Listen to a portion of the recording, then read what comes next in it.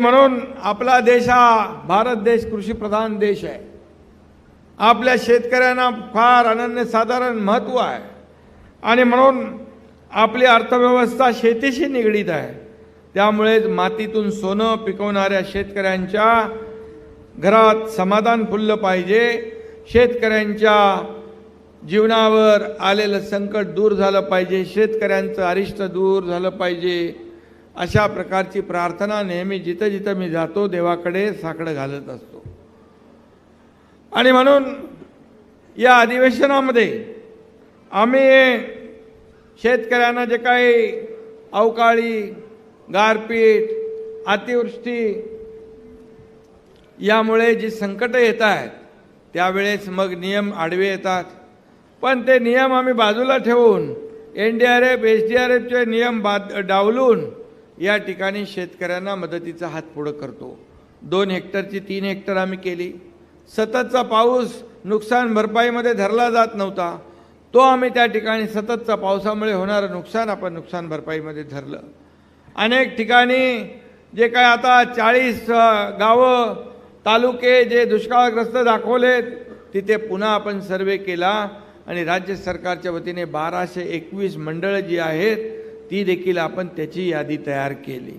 शेवटी आपल्याला शेतकऱ्यांच्या बाजूने उभं राहायचं आहे.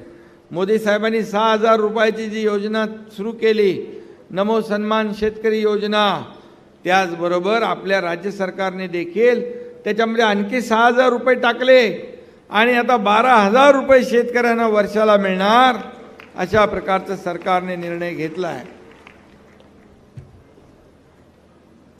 त्याचबरोबर पीक विमा योजना जी आहे, अगोदर शेतकरी पीक विमा भरायचे, आता आपण शेतकऱ्यांचा पीक विमा आपण भरतो. आणि मला आठवतं आहे की ज्या त्या ठिकाणी नुकसान झालं आहे तिकडे अग्रिम 25%, संजय बरोबर आहे ना, अग्रिम संजय राठोड, अग्रिम आपण 25% रक्कम देखील द्यायला सुरुवात केली.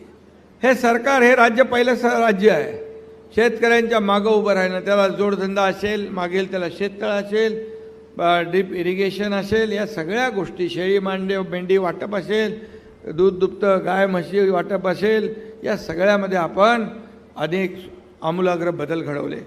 आणि शेतकऱ्यांना आजवरच्या इतिहासामध्ये गेल्या 1.5 वर्षात आपल्या सरकारने तब्बल 44,000 कोटीची विविध माध्यमातून मदत केली आहे.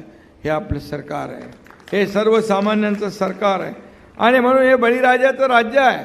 त्याच्या ऋणातून उतराई होण्यासाठी या ठिकाणी आपल्याला जेवढं करू तेवढं कमीच असणार आहे. आणि म्हणून 1.5-2 महिन्यापूर्वी राज्यात अवकाळी पाऊस आला, काही भागामध्ये दुष्काळ सदृश परिस्थिती निर्माण झाली. काही ठिकाणी अवकाळी पाऊस, काही ठिकाणी अतिवृष्टी, काही ठिकाणी गारपीट, काही ठिकाणी दुष्काळी परिस्थिती, अशा डबल संकटाला आपण सामोरे जातोय. परंतु आपण लक्षात ठेवा की हे सरकार तुमचं आहे.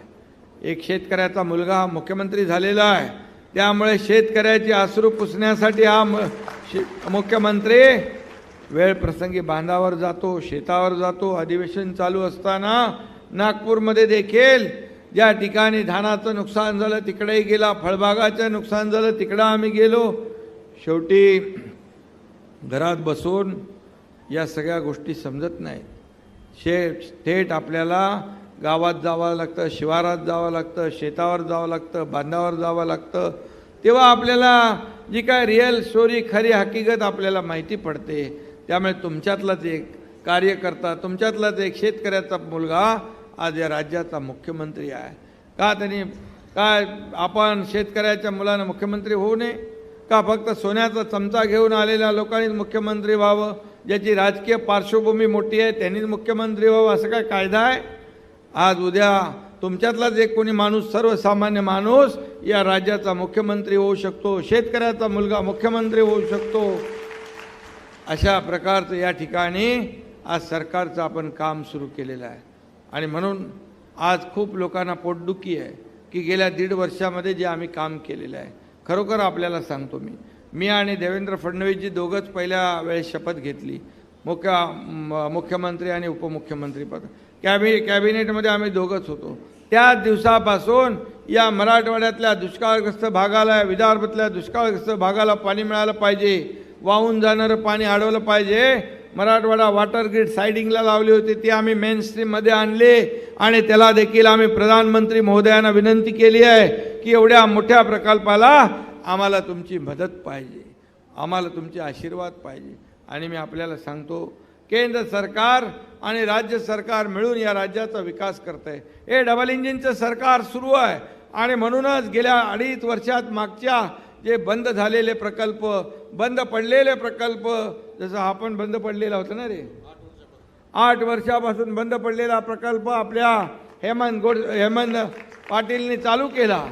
असे अनेक प्रकल्प राज्यात सुरू झाले, लोकांमध्ये चलती झाली, लोकांचे सणवार उत्सव सुरू झाले, सगळे निर्बंध काढून टाकले, मोकळा श्वास लोक घेऊ लागले आणि म्हणून या राज्यामध्ये विकास सगळीकडे दिसू लागला.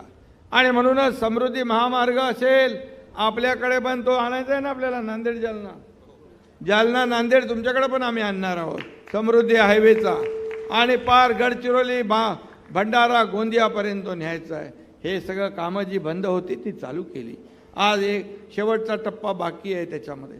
आणि म्हणून हे सगळं कामं जी आहेत आपण हे लोकांसाठी, शेतकऱ्यांसाठी, कष्टकऱ्यांसाठी करतोय. आणि म्हणूनच आज आपल्याला मी सांगतो की जवळपास या योजनेमध्ये या विम्याच्या आपण जो 1 रुपया विमा केला आहे त्याच्यामध्ये जवळपास 1,70,00,000 शेतकऱ्यांनी हिस्सा घेतलेला आहे. 177% शेतकरी त्याच्यामध्ये सामील झालेले आहेत. आणि आपण पैसे भरतोय कारण शेतकऱ्या आपला या सगळ्या लहरी ज्या आहेत निसर्गाच्या त्याच्यामध्ये त्याला भरडला जातोय, म्हणून त्याच्या मागं उभं राहण्याचं आपण काम करतोय. नमो सन्मान शेतकरी योजना आहे, त्याच्यामध्ये 5,700 कोटींची तरतूद आपण केली आहे. त्यामध्ये 85,60,000 शेतकऱ्यांच्या बँकेच्या खात्यात पहिल्या टप्प्याचे 1,800 कोटी जमा झालेले आहे. हे सरकारचं काम आहे, हे सरकारचं काम आहे.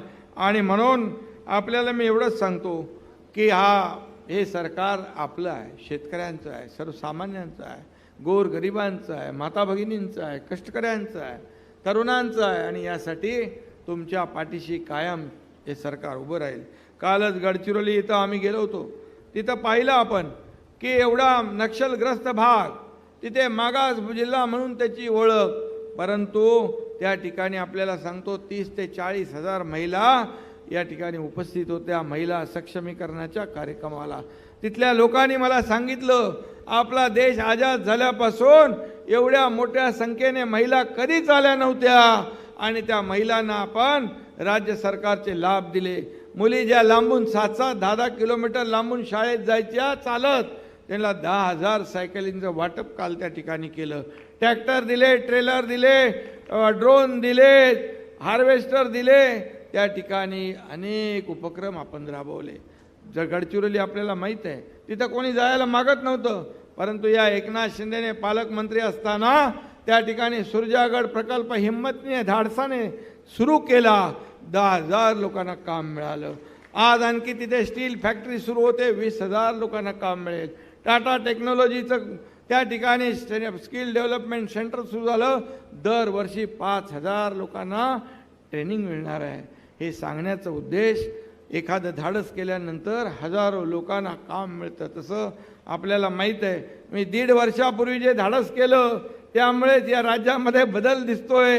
या राज्यामध्ये आपल्या सगळ्यांच्या आशीर्वादाने आज जो काय बदल झाला आहे, लोकांच्या मनातलं सरकार स्थापन झालं आणि लोकांना आज विविध योजना, विविध लाभाचा फायदा होऊ लागला. हेमंत पाटील इकडे बसलेले आहेत, त्यांनी या ठिकाणी साखर कारखाना सुरू केला आहे. बंद पडलेला 8 वर्षापूर्वीचा बंद पडलेला कारखाना आपण सुरू केला. आणि म्हणून मी आपल्याला एवढंच सांगतो की या ठिकाणी मला येताना त्यांनी सांगितलं 26,000 शेतकरी यामध्ये हे आहे, सभासद आहेत, आणि बाकी आणखी त्यांच्यावर अवलंबून असणारे 15,000 आणखी लोक, म्हणजे 26,000 कुटुंब, म्हणजे 1 लाखापेक्षा जास्तीचे लोक आज या ठिकाणी या कारखान्यावर त्यांच्या उपजीविकेचं साधन मिळणार आहे. हे पुण्याचं काम आहे. त्यामुळे तुम्ही असंच काम करत राहा. असे साखर कारखाने तुमचे असेच भरभराट होऊ द्या. साखर कारखान्यांबरोबर लाखो शेतकऱ्यांना त्याचा फायदा होऊ द्या. अशा प्रकारच्या आपल्याला मी शुभेच्छा या ठिकाणी देतो. शेतकऱ्यांच्या आत्महत्या कमी करण्यासाठी आम्ही टास्क फोर्सचं आयोजन केलं आहे. त्यामध्ये देखील एक जरी शेतकऱ्याची आत्महत्या आपली थांबवता आली ते तरी समाधान फार मोठं आहे. आणि म्हणून त्याचं कुटुंब वाचतं, परिवार त्याचा उघड्यावर पडतो, तो थांबतो, वाचतं. या सगळ्या गोष्टी ज्या आहेत हे सरकार त्यामध्ये काम करतं आहे. प्रगतशील शेतकऱ्यांना प्रोत्साहन देण्यासाठी आधुनिक तंत्रज्ञानाचा स्वीकार केला पाहिजे. सेंद्रिय शेती केली पाहिजे, ऑर्गॅनिक शेती केली पाहिजे. त्याचबरोबर आधुनिक शेतीकडे देखील वळलं पाहिजे. त्या ठिकाणी क्लस्टरमध्ये आपण आलं पाहिजे. कालच पाशा पटेल यांनी मुंबईमध्ये एक जगभरातल्या सगळ्यांचं एक्झिबिशन लावलं होतं. त्यामध्ये बांबूची लागवड कशी करायची. बांबू हा अतिशय आपला त्याला काय म्हणतो आपण ग्रीन गोल्ड आहे, हिरवं सोनं आहे. ते मलाही माहीत नव्हतं. मला पाशा पटेलनी 4-5 वेळा येऊन भेटल्यानंतर मी ते मनरेगामध्ये टाकलं आणि मनरेगामध्ये हेक्टरी 7 लाख रुपये त्याला अनुदान दिलं जातं बांबू वाढवायला. आणि बांबूपासून फर्निचर होतं आहे, बाकी वस्तू होत आहेत. त्या ठिकाणी तुमची बॉयलरमध्ये टाकण्यासाठी त्याचा उपयोग होतोय. आणि म्हणून आपल्याकडे देखील हेमंत आणि भावनाताई, संजय, बांबूला देखील क्लस्टरचं आपण जर रूप दिलं तर मोठ्या प्रमाणात लोकांना, शेतकऱ्यांना याचा फायदा होईल. आणि खऱ्या अर्थाने शेतीला जे काय एक जोडधंदा या ठिकाणी शेतकऱ्यांना मिळेल. मला मगाशी निवेदन दिलेलं आहे. या ठिकाणी आपल्या कोल्हापुरी बंधारे बांधले पाहिजे अशा प्रकारची मागणी आलेली आहे. नक्की सरकार जे जे शेतकऱ्यांचं हिताचं आहे ते नक्की केल्याशिवाय राहणार नाही, हा शब्द आपल्याला देतो. त्याचबरोबर जे कालवे आहेत ते काळ्या मातीतले आहेत, पाणी पूर्ण टेलेंडला जात नाही. तर आपल्याला ते सिमेंटच्या लाईनिंग केल्या पाहिजे. बरोबर आहे, तसं केलं तर फायदा होईल. नक्की त्याचा विचार आपण करू आणि त्यासाठी जे जे काही निर्णय आपल्याला घ्यायचे आहेत ते आपल्याला घेता येतील.